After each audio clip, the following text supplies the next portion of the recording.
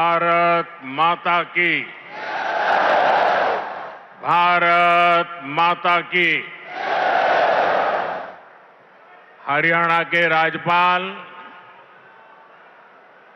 श्री असीम घोष जी,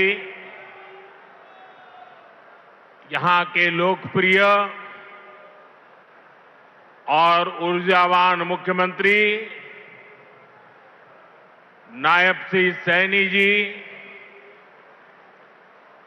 केंद्रीय मंत्रिमंडल में मेरे सहयोगी अश्विनी वैष्णव जी,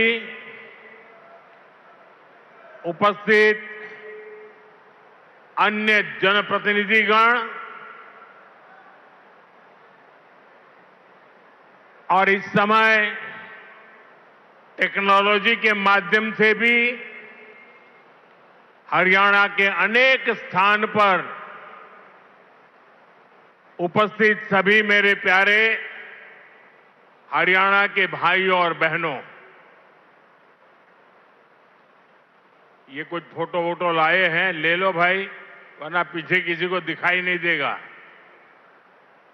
जरा एसपी जी के लोग कलेक्ट कर ले इसको। धन्यवाद भाई, आप बढ़िया चित्र बना करके लाए हो, धन्यवाद आपका। उधर एक छोटी बच्ची भी कुछ लेकर के आई है, जरा कलेक्ट कर लीजिए। इधर भी दो सज्जन दिख रहे हैं।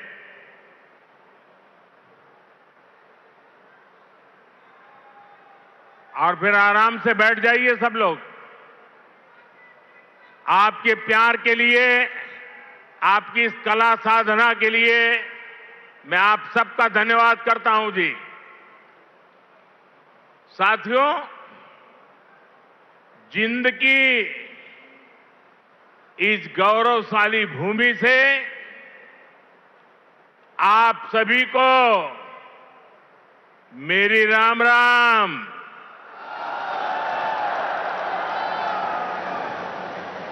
आज इस पवित्र धरती पर आकर मन गदगद हो गया है। यह कोई साधारण धरती नहीं है। यह धरती इतिहास, वीरता, धर्म और गौरव की धरती से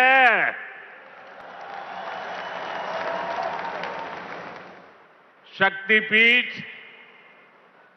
माता जयंतिया का नाम और आशीर्वाद इस शहर पर बना रहता है।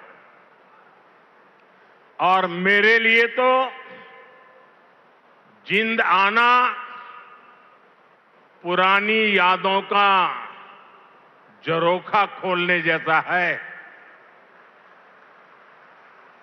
मैं बैठे बैठे कई चेहरे देख रहा था, पुराने, सारे परिचित चेहरे। बहुत लोग होंगे जो क्लेम करते होंगे कि मैं उनके स्कूटर पर जींद में आया करता था।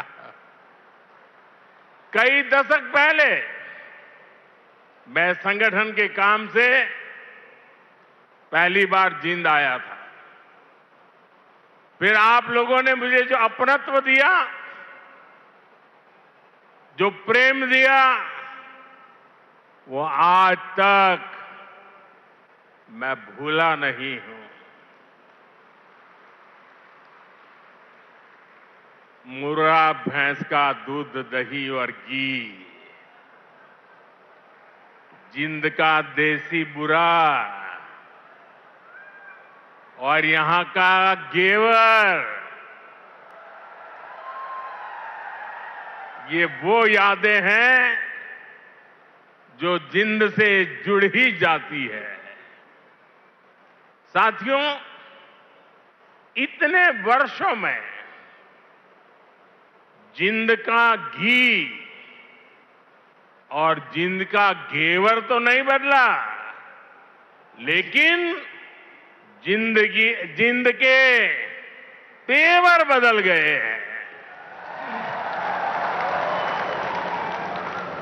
आज जिंद बीजेपी एनडीए के सुशासन मॉडल की तस्वीर बन रहा है। बीते वर्षों में पूरा हरियाणा ही विकास की नई पटरी पर चल पड़ा है। आज का ये कार्यक्रम डबल इंजन की बीजेपी सरकार के इसी मिशन को नई ऊर्जा से भर रहा है। साथियों, आज जिंद का, हरियाणा का नाम इतिहास के पन्नों में दर्ज हो गया है। आज यहां से देश को पहली हाइड्रोजन ट्रेन मिली है। आपको याद होगा साथियों, आज भी हम पढ़ते हैं, सुनते हैं कि भारत में पहली ट्रेन बॉम्बे से ठाणे के बीच चली थी, जिसे आज मुंबई कहते हैं। वैसे ही भविष्य में जब भी हाइड्रोजन ट्रेन का जिक्र आएगा तो जिंद का, सोनीपत का, हरियाणा का नाम भी आएगा ही आएगा। मैं आप सभी को, पूरे देश को भारतीय रेल की आधुनिकता से जुड़े इस बड़े कदम के लिए बहुत बहुत बधाई देता हूं। साथियों, आज 14,000 करोड़ रुपए से अधिक के अन्य प्रोजेक्ट्स भी हरियाणा को मिले हैं। इसमें रेलवे के, हाईवे के अनेक प्रोजेक्ट्स हैं। हमारी विरासत से जुड़े प्रोजेक्ट्स हैं और 2 नए मेडिकल कॉलेज भी हरियाणा की सेवा के लिए समर्पित है। भिवानी में पंडित नेकीराम शर्मा मेडिकल कॉलेज और नारनौल में महर्षि च्यवन मेडिकल कॉलेज और राव तुलाराम अस्पताल, इससे हरियाणा की स्वास्थ्य सेवा और सशक्त होगी। साथ ही इस यहां के नौजवानों के लिए डॉक्टर और अन्य मेडिकल प्रोफेशनल्स बनने के नए रास्ते भी बनेंगे। इन सभी प्रोजेक्ट्स के लिए भी हरियाणा के मेरे सभी भाई बहनों को बहुत बहुत बधाई। साथियों, आज जिंद और हरियाणा के लोगों की मैं एक और बात के लिए सराहना करूंगा। स्वच्छता से स्वागत पहल को आपने जिस गंभीरता से लिया है, जिस तरह मेरे आने से पहले यहां के लोग स्वच्छता अभियान में नए सिरे से, नई ऊर्जा से जुटे हैं, वो दिल खुश कर देने वाला है। और मैं देख रहा था पिछले एक सप्ताह से सोशल मीडिया में आपका ये जो सफाई अभियान चल रहा है, उसकी भारी चर्चा रही है। लेकिन कुछ लोगों ने ये भी कहा है सोशल मीडिया में, मोदी जी आप बार बार आइए ताकि हमारा जिंद स्वच्छ रहे। जिस महाशय ने ये भाव व्यक्त किया है, मैं उनका धन्यवाद करता हूं। लेकिन मैं जिंद वालों से आज कुछ मांगने आया हूं। आप मुझे बताइए, क्या इस सफाई के लिए, ये स्वच्छता के लिए मोदी का आना जरूरी है क्या? अगर जिंद के लोग तय कर लें, हरियाणा के लोग तय कर लें कि अब हम गंदगी नहीं करेंगे, तो जिंद कभी गंदा होगा क्या? हरियाणा में गंदगी आएगी क्या? तो काम एक ही करना है, मोदी के आने की जरूरत नहीं है, सिर्फ आप तय कर लीजिए। स्वच्छता ये हमारा स्वभाव बना देंगे, स्वच्छता ये हमारे संस्कार बना देंगे। हम स्वच्छता को इसी तरह अपनी हर दिन की जिंदगी का हिस्सा बनाएंगे। साथियों, अगर हम रेलवे के इतिहास पर नजर डालें तो पाते हैं कि 19वीं सदी के रेलवे की पहचान स्टीम इंजन से बने थे। 20वीं सदी की पहचान डीजल और बिजली से चलने वाली रेल बनी, और अब 21वीं सदी की रेल हाइड्रोजन से चलने वाली है। आज भारतीय रेल ने भी 21वीं सदी की इस टेक्नोलॉजी में एक बड़ा स्टेप लिया है। आज जिंद से सोनीपत के बीच हाइड्रोजन ट्रेन चली है। अभी ये सफर 90 किलोमीटर का है, लेकिन भविष्य में इसका विस्तार होने की बहुत संभावनाएं हैं। हम इस पर रिसर्च करते रहेंगे, लागत कम कैसे हो इसका तरीका ढूंढते रहेंगे, एफिशिएंसी कैसे बढ़े इस पर काम करते रहेंगे, और बड़ी जांच पड़ताल करते करते एक के बाद एक कदम उठाते जाएंगे। दुनिया में हाइड्रोजन ट्रेन अभी अभी आई है, करीब 7-8 साल पहले ही अस्तित्व में आई है। अभी दुनिया के 3 या 4 देश ही हैं जिनके पास हाइड्रोजन ट्रेन चलाने का सामर्थ्य है, और जिन देशों में अभी ऐसी हाइड्रोजन ट्रेन भी चल भी रही है, वहां बहुत शुरुआती दौर में है।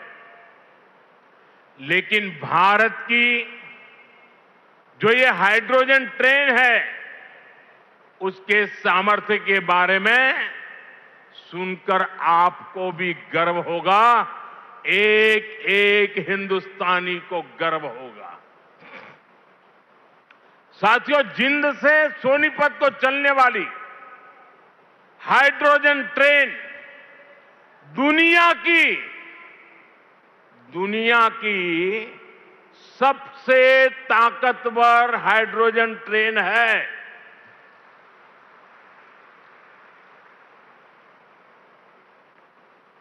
ये हाइड्रोजन ट्रेन 3200 हॉर्स पावर की है, 3200 हॉर्स पावर। और सबसे ताकतवर ही नहीं, भारत की हाइड्रोजन ट्रेन सबसे लंबी भी है। दुनिया में जहां हाइड्रोजन ट्रेन चल रही है, वो 3 या 4 कोच वाली है, और भारत ने पहली बार में सीधे 10 कोच वाली हाइड्रोजन ट्रेन चलाकर दुनिया में अपना झंडा गाड़ दिया है। साथियों, मैं आपको गर्व की एक और बात बताना चाहता हूं। भारत की यह हाइड्रोजन ट्रेन धुआं रहित तो है ही, ये मेक इन इंडिया का भी एक बहुत सफल उदाहरण है। इस हाइड्रोजन ट्रेन को भारत के ही इंजीनियर्स ने डिजाइन किया है, भारत की ही कंपनी ने इसको बनाया है। साथियों, यह हाइड्रोजन ट्रेन बाकी ट्रेनों से बिल्कुल अलग है। इसके लिए पूरा सिस्टम अलग चाहिए, पूरा इंफ्रास्ट्रक्चर अलग चाहिए। यहां जिंद में भी इसके लिए तमाम सारी व्यवस्थाएं बनाई गई है। और साथियों, आने वाले समय में यहां हाइड्रोजन ट्रेन से जुड़ा और भी इंफ्रास्ट्रक्चर बनेगा। नई नई फैक्ट्रियां लगेगी जो हाइड्रोजन ट्रेन नेटवर्क की जरूरतों को पूरा करेगी। यानी इस ट्रेन से हरियाणा के नौजवानों के लिए रोजगार के अनेक नए अवसर बनने तय है। साथियों, पिछले 12 वर्षों में भारतीय रेल में जो ये बड़े बदलाव हुए, इससे भारत को एक और फायदा हुआ है। आप देख रहे हैं कि पिछले कई महीनों से पश्चिम एशिया में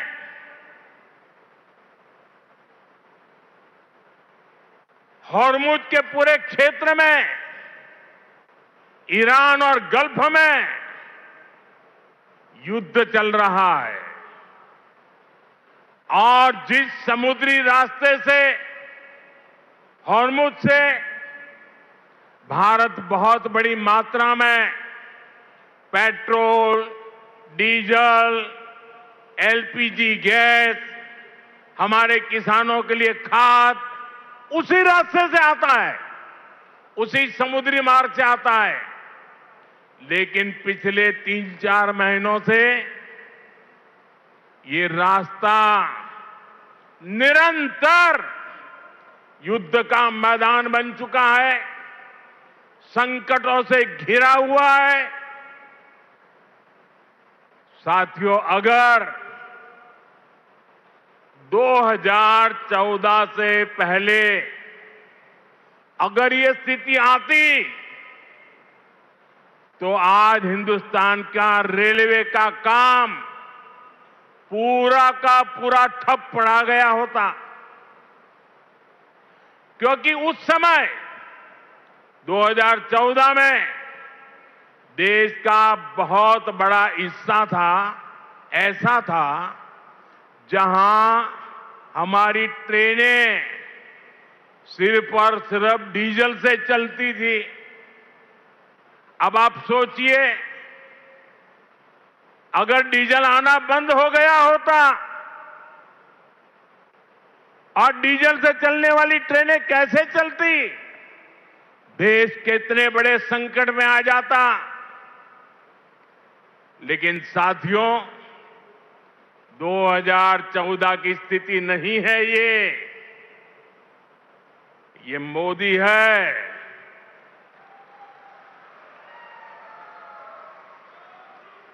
बहुत पहले सोचता भी है और समस्या के समाधान के रास्ते भी जमीन पे उतारता है। आप सोचिए, भारतीय रेल के बिजलीकरण की शुरुआत, ये सुनकर के भी ये चौंक जाएंगे आप लोग। बिजलीकरण की शुरुआत 1925 में हुई थी, यानी करीब 100 साल पहले। 1925 से लेकर 2014 तक, यानी करीब 90 साल में पूरे देश का जो रेल नेटवर्क था, उसका सिर्फ 30%, 30%, 1/3 से भी कम रेल नेटवर्क का बिजलीकरण हो पाया था। 70% क्षेत्र डीजल से चलता था और जिस गति से 90 साल में 30% काम हुआ तो 100% होते होते 300 साल लग जाते, 200 और लगते। भारतीय बिजलीकरण रेलवे का शायद नहीं हो पाता, डीजल से ही रेल चलती। लेकिन बीते 12 वर्षों में भारत के करीब 99% रेल नेटवर्क का बिजलीकरण हो चुका है। हरियाणा में रेल नेटवर्क का 100% बिजलीकरण हो गया है।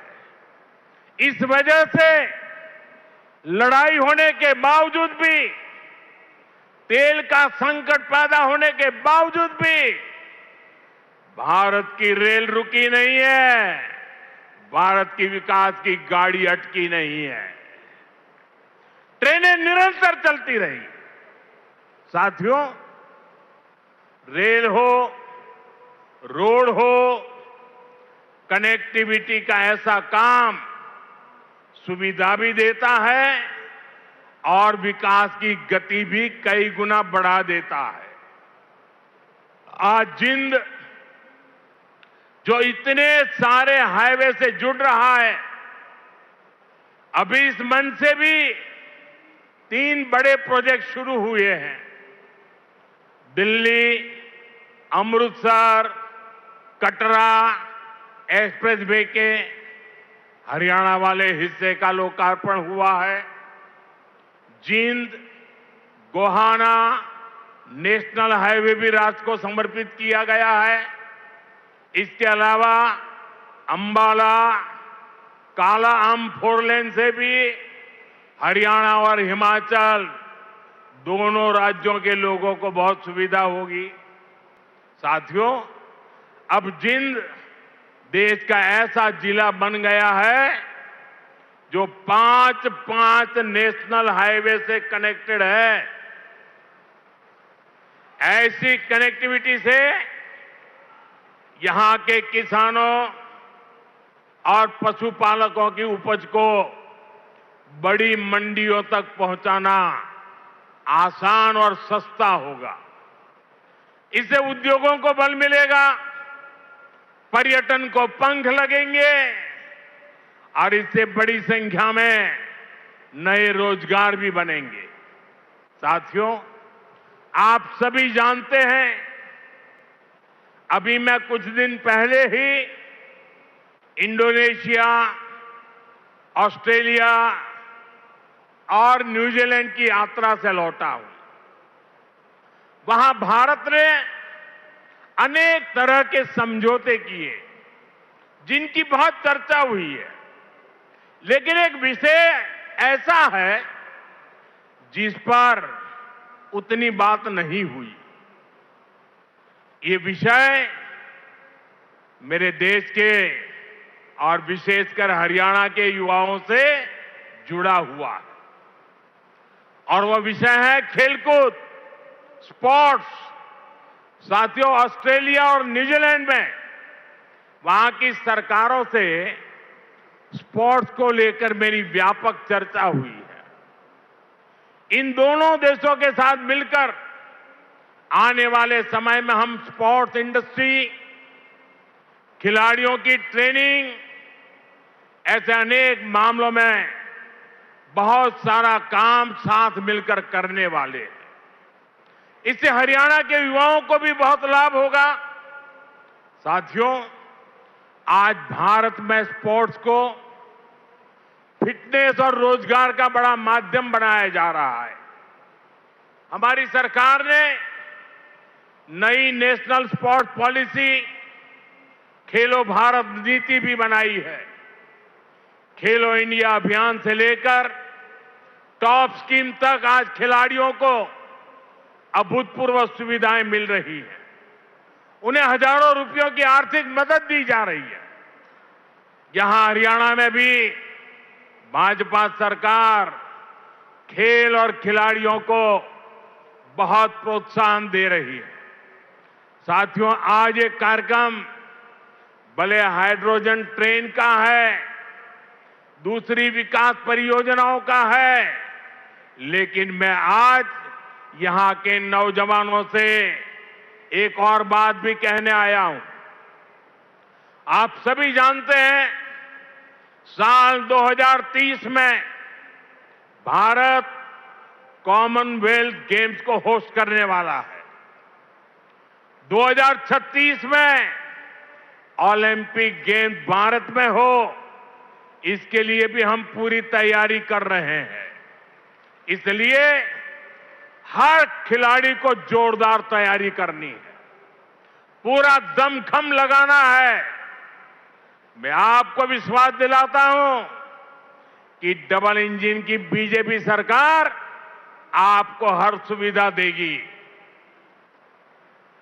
और जो 36 के ओलंपिक को देखना चाहते हैं, आज जो 5 से 12, 15 की उम्र के बच्चे हैं ना, हमें उस पर ध्यान केंद्रित करना होगा। और एक बात और भी बता दूं, आने वाले समय में अहमदाबाद में world police and fire games जो होने वाली है, मैं हरियाणा के साथियों से कहूंगा कि आप इसके लिए भी खूब तैयारी कीजिए। मुझे पक्का विश्वास है, हरियाणा के बेटे बेटियां हमेशा की तरह इनमें भी अपना परचम लहराएंगे। साथियों, हरियाणा की डबल इंजन सरकार सबका साथ सबका विकास के मंत्र पर चल रही है। नायब सिंह जी के नेतृत्व में हरियाणा सरकार यहां के नौजवान हो, किसान हो, बहनें बेटियां हो, सबके लिए बेहतरीन काम कर रही है। बिना खर्ची पर्ची के नौकरी देने का जो रास्ता हरियाणा सरकार ने दिखाया है, वो इतना आसान नहीं था, लेकिन ये भाजपा सरकार ने करके दिखाया है। साथियों, यहां के किसानों का हित भी हमारी प्राथमिकता में है। जिंद की मंडी तो हरियाणा की सबसे बड़ी मंडियों में से एक है। डबल इंजन की भाजपा सरकार के कारण हरियाणा के किसानों को बहुत लाभ हो रहा है। पीएम किसान सम्मान निधि से हरियाणा के किसानों को करीब 8,000 करोड़ रुपए मिल चुके हैं। इसमें जिंद के हमारे किसानों को भी 600 करोड़ रुपए से ज्यादा मिल चुके हैं। साथियों, हमारा देश संस्कार और संस्कृति का देश है, और ये क्षेत्र तो इस समृद्ध विरासत का बहुत बड़ा केंद्र है। ये जिंद की धरती है, जहां महाराजा रणजीत सिंह का गौरव भी है और पांडवों की आस्था भी है। पांडु पिंडारा और रामराय जैसे पवित्र तीर्थ आज भी लाखों श्रद्धालुओं को आस्था के केंद्र है। साथियों, आस्था और अध्यात्म की यही विरासत है जिसे आज का भारत सहजता भी है और अब अगली पीढ़ी तक पूरे मान के साथ पहुंचाता भी है। इसी भाव के साथ आज कुरुक्षेत्र में एक सिख म्यूजियम की आधारशिला रखी गई है। हरियाणा का ये नया संग्रहालय भारत की महान गुरु परंपरा को अगली पीढ़ियों तक पहुंचाएगा। साथियों, हरियाणा अब तेज विकास के पथ पर दौड़ रहा है। खेती हो या फिर उद्योग, ये दो ऐसे पहिए हैं जो हरियाणा को सशक्त कर रहे हैं। आज जिन प्रोजेक्ट्स का शिलान्यास और लोकार्पण हुआ है, उनसे हरियाणा के विकास को और गति मिलेगी और हरियाणा का ये तेज विकास विकसित भारत के सफर को और ऊर्जावान करेगा। इसी शुभकामना के साथ आप सभी को फिर से बहुत बहुत बधाई देता हूं और देशवासियों को भी देश की पहली हाइड्रोजन ट्रेन के लिए अनेक अनेक शुभकामनाएं देता हूं। मेरे साथ बोलिए, भारत माता की। भारत माता की, भारत माता की बहुत बहुत धन्यवाद। तो प्रधानमंत्री नरेंद्र मोदी को आप सुन रहे थे जींद से, और देखिए किस तरीके से तमाम लोग जो वहां पर मौजूद हैं मोदी मोदी के नारे लगाते हुए, और देखिए किस तरीके से आज देश को पहली हाइड्रोजन ट्रेन मिल रही है। ये रेलवे के इतिहास में आज एक बहुत बड़ा दिन है। प्रधानमंत्री नरेंद्र मोदी की तरफ से तमाम बड़ी बातें कही गई। स्वच्छता को संस्कार बनाने का प्रण ले, उन्होंने लोगों से कहा स्वच्छता को जीवन का हिस्सा बनाएं। साथ ही साथ आप देखिए किस तरीके से जींद का नाम इतिहास के पन्नों में दर्ज होगा। दुनिया के 3-4 देश में हाइड्रोजन ट्रेन है और 5वां देश अब भारत है। और जो ये 4 देश हैं अगर आप देखेंगे उनमें 3 कोच है हाइड्रोजन ट्रेन के। लेकिन अगर आप भारत की हाइड्रोजन ट्रेन की बात करेंगे तो इसमें 10 डब्बे हैं, और इसी बात का जिक्र प्रधानमंत्री नरेंद्र मोदी की तरफ से किया गया। हाइड्रोजन ट्रेन यानी कि पर्यावरण को ध्यान में रखकर तमाम बातों का जिक्र किया गया।